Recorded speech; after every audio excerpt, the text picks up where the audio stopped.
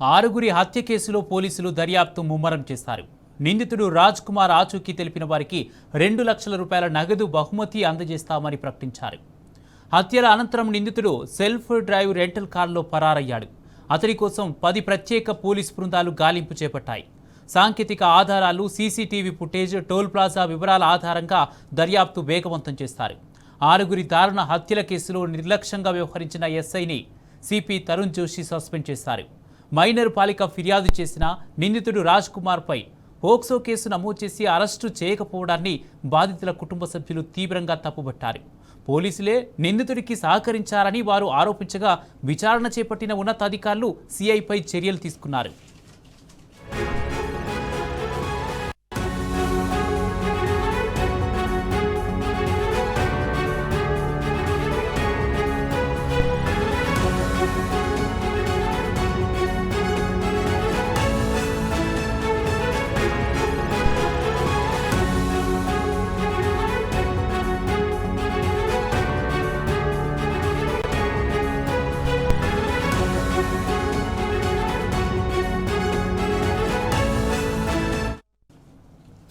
ఆరుగురి హత్య కేసులో పోలీసులు దర్యాప్తు ముమ్మరం చేశారు. నిందితుడు రాజ్ కుమార్ ఆచూకీ తెలిపిన వారికి 2 లక్షల రూపాయల నగదు బహుమతి ఇస్తామని ప్రకటించారు.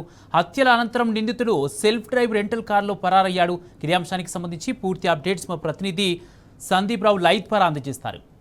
సందీప్ రావు, ఈ కేసులో నిర్లక్ష్యంగా వ్యవహరించినటువంటి సిఐపై ఇప్పటికే సస్పెండ్ చేసినట్టుగా తెలుస్తుంది. సస్పెండ్ చేశారా? దీనికి సంబంధించి సిపి తరుణ్ జోషి ఏం చెప్పారు? దీనికి సంబంధించి పూర్తి అప్డేట్స్ ఏంటి?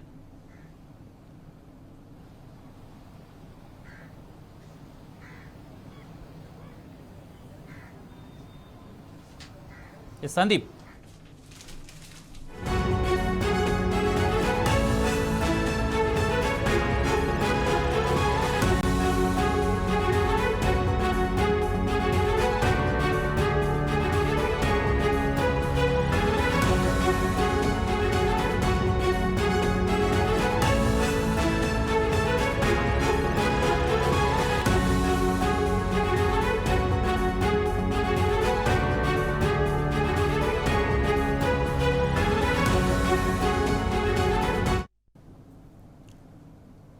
అభం శుభం తెలియని ఇద్దరి చిన్నపిల్లలతో సహా మొత్తం 6గురిని చంపిన కేసులో బాధితుడికి సంబంధించి పూర్తి అప్డేట్స్ మా ప్రతినిధి సందీప్ రావు లైవ్ ద్వారా అందజేస్తారు.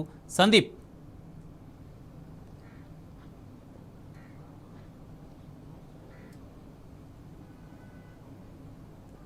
రైట్, ప్రస్తుతం మనం షాబాద్ పోలీస్ స్టేషన్ వద్ద ఉన్నాం. రంగారెడ్డి జిల్లా షాబాద్ పిఎస్లో డీసీపీ ఇక్కడ ఉన్నారు.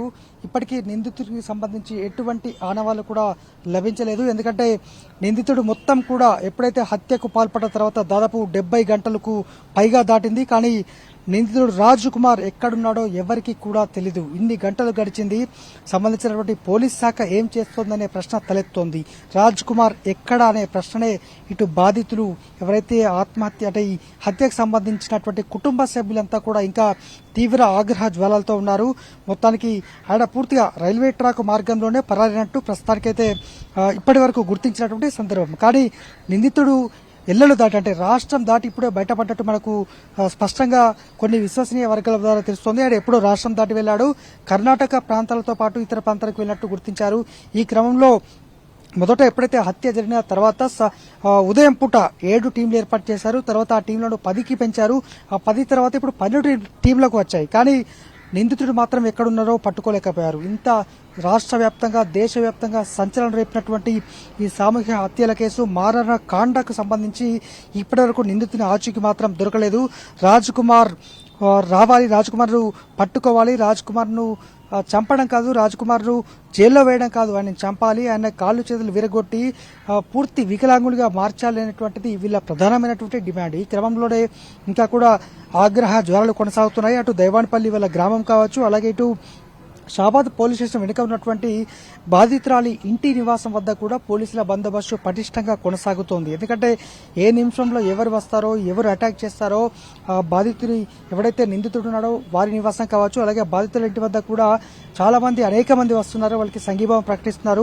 కొద్దిసేపటి క్రితమే సబితా ఇంద్రారెడ్డి కూడా రావడం జరిగింది. వాళ్ళు ఆర్థిక సాయం ప్రకటించి వారితో కాసేపు మాట్లాడారు.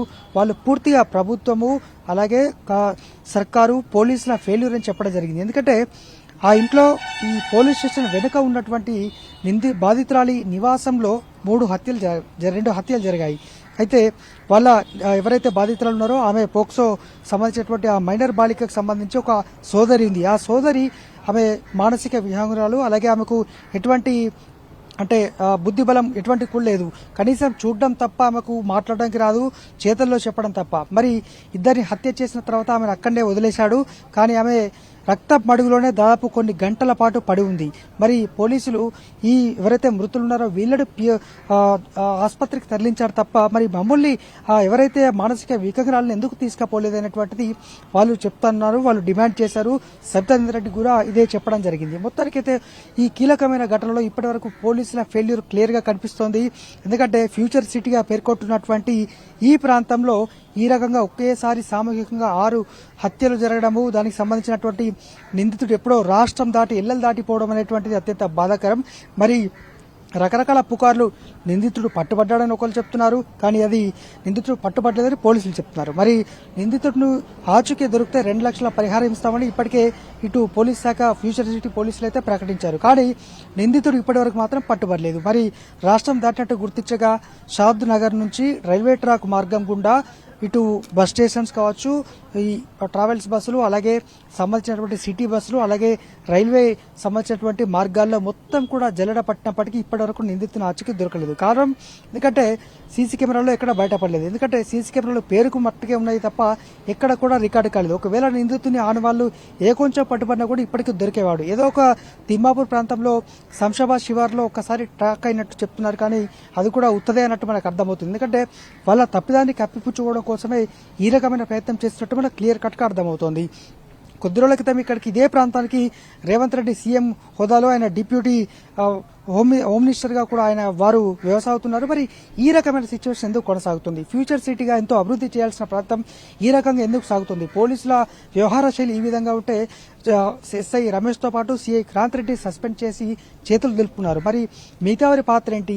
ఒక పోక్సో కేసుల నిందితుడిని అరెస్ట్ చేస్తుంటే ఈ వరకు వచ్చేది కాదు, ఒక ఇన్ని కుటుంబాలు బాధపడేవి కాదు, ఇంతమంది వాళ్ళ రోడ్డెక్కేవారు కాదు. ఒక 10 గంటల పాటు నాన్ స్టాప్ గా కంది అలాగే ఇటు నేషనల్ హైవే 44 పైన నిన్న ధర్నా చేశారంటే బాధితులు ఎంత ఆగ్రహంతో ఉన్నారో మనం అర్థం చేసుకోవచ్చు. మరి నిందితుని బ్యాక్గ్రౌండ్ ఏ విధంగా ఉన్నప్పటికీ కూడా రాజ్ కుమార్ ఎక్కడున్నాడు అనే చర్చన ఇప్పుడు కొనసాగుతోంది. ఏ ఒక్క హోటల్లో ఏ ఒక్క ప్రాంతంలో చూసినా కూడా ఇంత దారుణ ఘటనకు సంబంధించి పోలీసులు ఏం చేస్తున్నారు, రాష్ట్ర ప్రభుత్వం ఏం చేస్తోంది, ఇప్పటి వరకు ప్రభుత్వ హోదాలో అంటే సీఎం కావచ్చు ఇంకా ఎవరైనా కావచ్చు ఒక్కరు కూడా ఖండించలేదు. నిన్న చేవెళ్ల ఎమ్మెల్యే కాళ యాదయ్య కూడా ఇక్కడికి రావడం జరిగింది. ఆయన్ను ఉరికించారు. ఇక్కడ నుంచి ఈ ప్రాంతం నుంచి నువ్వు ఎందుకు వచ్చావంటూ. ఎందుకంటే ఆయన ఘటన జరిగిన 6-7 గంటల తర్వాత తాపీగా రావడం జరిగింది.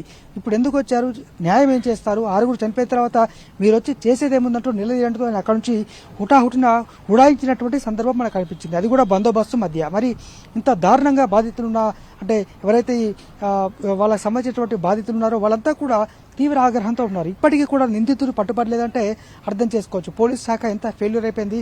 రాష్ట్ర ప్రభుత్వం మరి పరిహారం విషయం కావచ్చు, అలాగే నిందితుడిని ఇప్పటి వరకే గతంలో మనం చూసాం, దిశకు సంబంధించి కావచ్చు రకరకాల కేసులు చూసాం. నిందితుడిని తక్షణం అంటే ఏదో ఒక రకంగా అంటే పూర్తి స్థాయిలో తక్షణ జస్టిస్ అయితే లభించింది. మరి ఇప్పుడు ఎందుకు రావట్లేదు? నిందితుడిని ఎందుకు కాపాడే ప్రయత్నం చేస్తున్నారు? నిందితుడు నిజంగా దొరకలేదా? దొరికితే ఎక్కడ ఉంచారు? ఒకవేళ ఆయన ఆత్మహత్య చేసుకున్నాడా? చేసుకుంటే సంబంధించినటువంటి ఆనవాళ్లు దొరికాయా? ఇలాంటి ప్రశ్నలు ప్రస్తుతము ఈ బాధితులకు సంబంధించి ఉత్పన్నమవుతున్నాయి. ఒక బాధితులే కాదు రాష్ట్ర వ్యాప్తంగా కూడా ఇదే చర్చ అయితే కొనసాగుతుంది. మరి చూడాలి నిందితుడు పట్టుబడతాడా లేదంటే పోలీసుల ఫెయిల్యూర్గా భావించచ్చా? ఆయన ఇప్పటికే ఇతర రాష్ట్రాలకు పారిపోయాడా? పారిపోతే పోలీసులు ఎందుకు పట్టుకోలేకపోయారు? కర్ణాటక వెళ్లే బస్సులు అయితే చెక్కింగ్ కొనసాగుతోంది. చూద్దాం మరి ఏం జరుగుతుందో. Over to studio. Right, thank you Sandeep.